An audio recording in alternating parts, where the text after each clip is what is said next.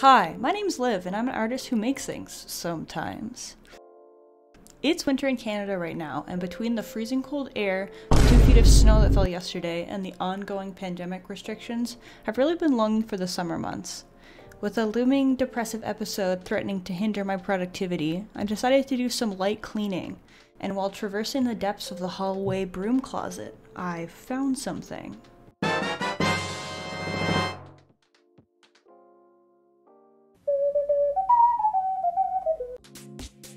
Secret tiny closet ocarinas aside, today I'm going to be showing you how I made MAKAR, the blue cello playing Korok from The Legend of Zelda Wind Waker.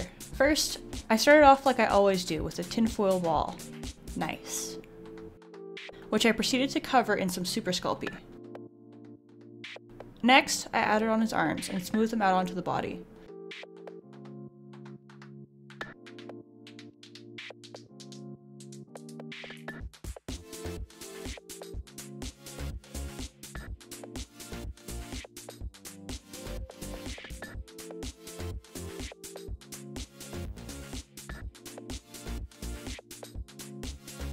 This little guy looks a lot like Totoro here. Wanting to change that, I added some little balls of clay to his branches? Bruh. His hair? Bruh.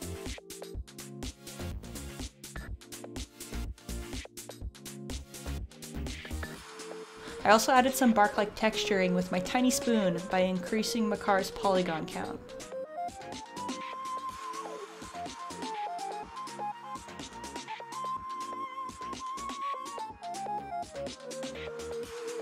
Next up was the legs.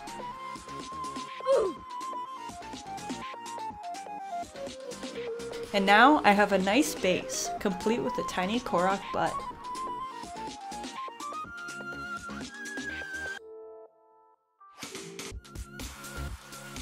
Through years of extensive Korok study, I've come to realize that these tiny woodland creatures are actually walking trees. Or perhaps they're walking roots? Wait. What if they're burlap sacks filled with worms like Oogie Boogie? Sacks of worms aside, the tree-like texture of MAKAR was achieved by laying down torn strips of clay that I smoothed down onto the body.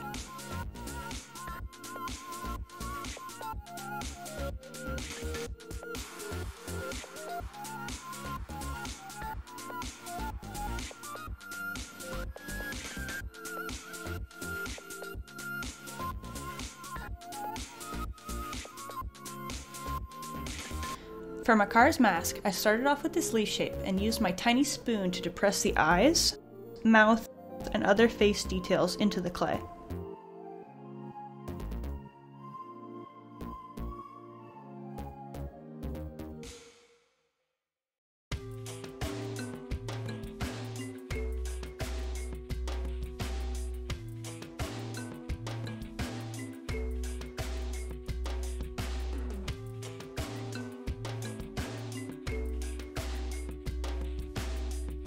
I also added some texture so the stem and the sections of the leaf were visible.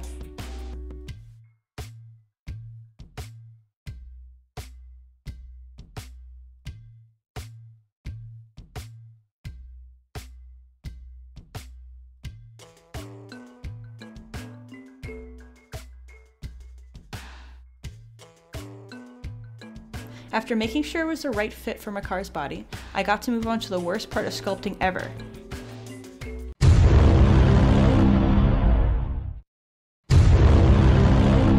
Where you take the things you work so hard for and destroy it. With that done, I can stick the mask on. Oh wait, no I can't because I gotta destroy this one too. With that done, I can stick the mask onto the body and begin the meticulous work of detailing. Basically, this just means running my silicone paintbrush over his entire body so I can get these nice, bark-like indentations.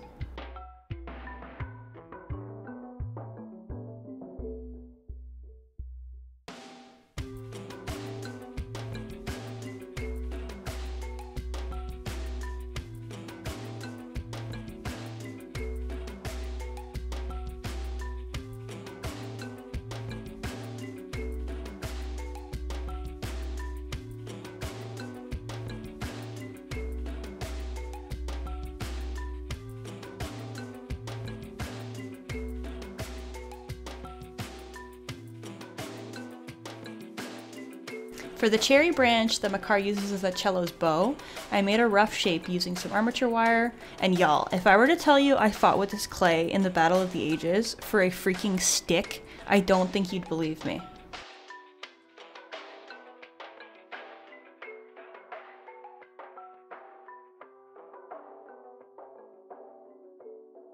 This got the same texturization as MAKAR, and I also carved a little material handle.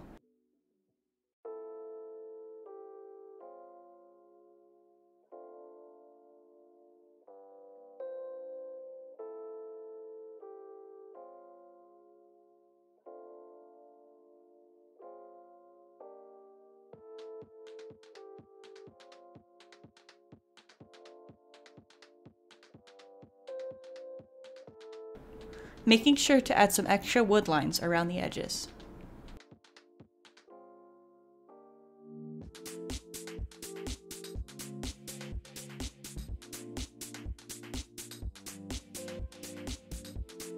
For the cello itself, I made another tinfoil skeleton to which I attached the cello's neck, which I made from armature wire. Just like before, this got covered in a layer of Super Sculpey that I started shaping into the body of the cello.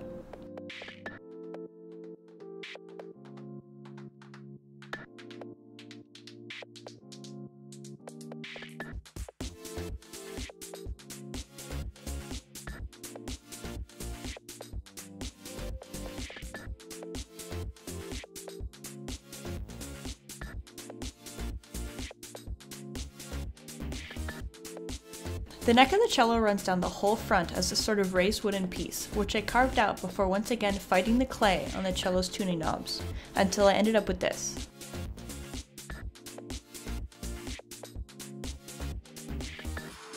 Last thing to do was once again add that wooden texture to the body and neck of the cello.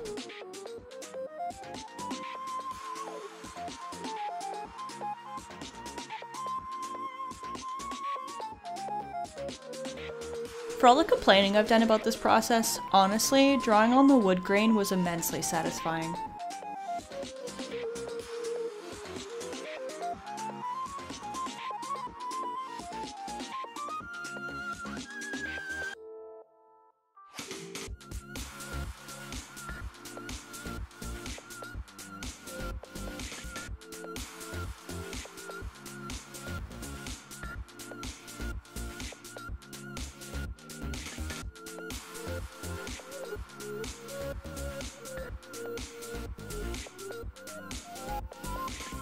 The last thing to do was carve out the tiny resonance holes.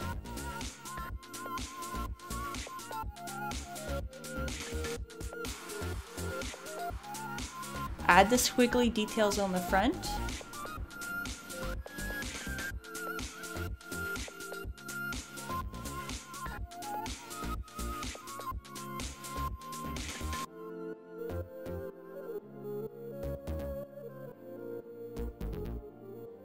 And this cello playing forest dweller is ready to go in the oven. After a quick cool down and prime, I hit MAKAR's leaf mask with a couple coats of permanent green.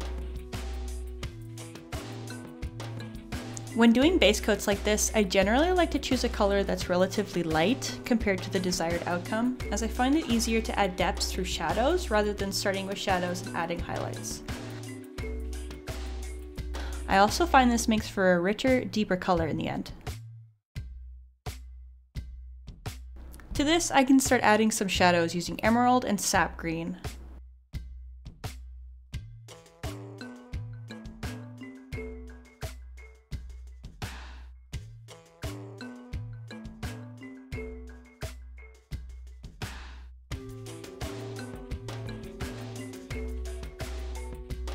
For laying down the black of the eye holes, I pre-fill the sockets with that same sap green.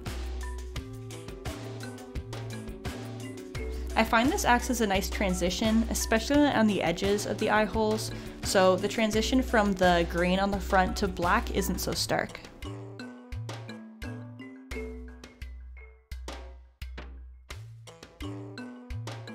Onto the body, I cover MAKAR in a sandy brown, which I made by mixing white, yellow ochre, burnt umber, and raw umber.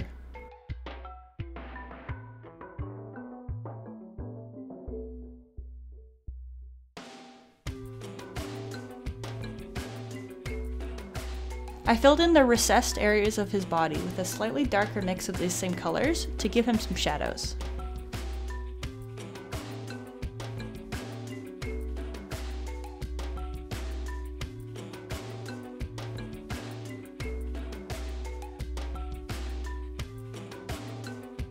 For the bow, I covered the wooden parts in burnt sienna,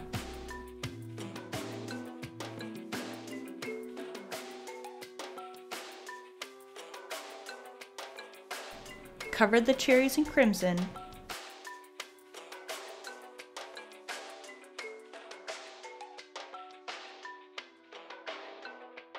and the stems of the cherries in black. I also added some darker and lighter browns to help create the wood effect.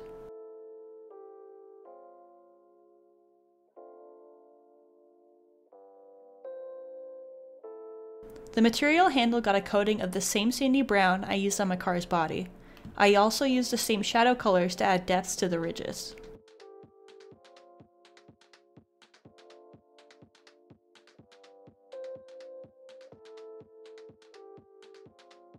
The cello got a couple coats of cerulean blue as a base coat.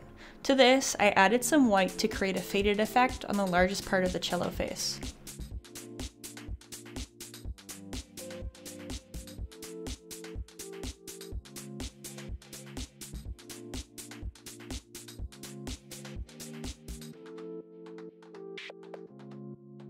The raised details were painted in a mix of blue and white.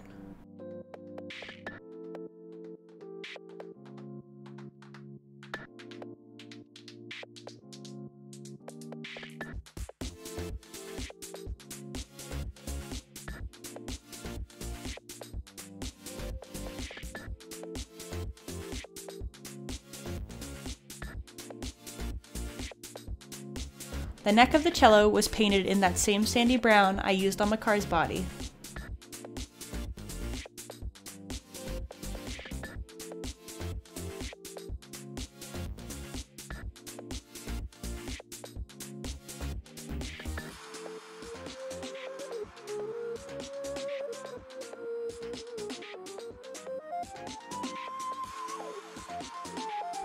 I also added some darker browns in the folds and the twists of the wood until I had this cute little stringless instrument. Once everything is dry, I can get to gluing. I chose to use super glue for this because regular PVA glue was taking literal hours to dry, and I just don't have that kind of time.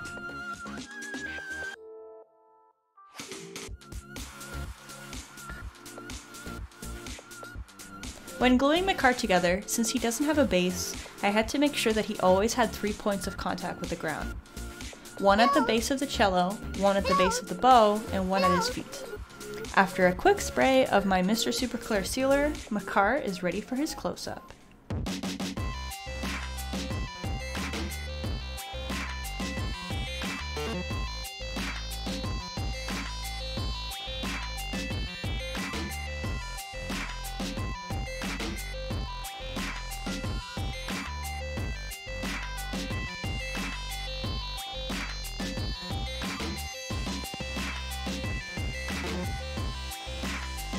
Thanks for sticking around to the end of the video. If you have any suggestions for future projects, why don't you leave them in the comments? Have a good one. Bye! Thank you!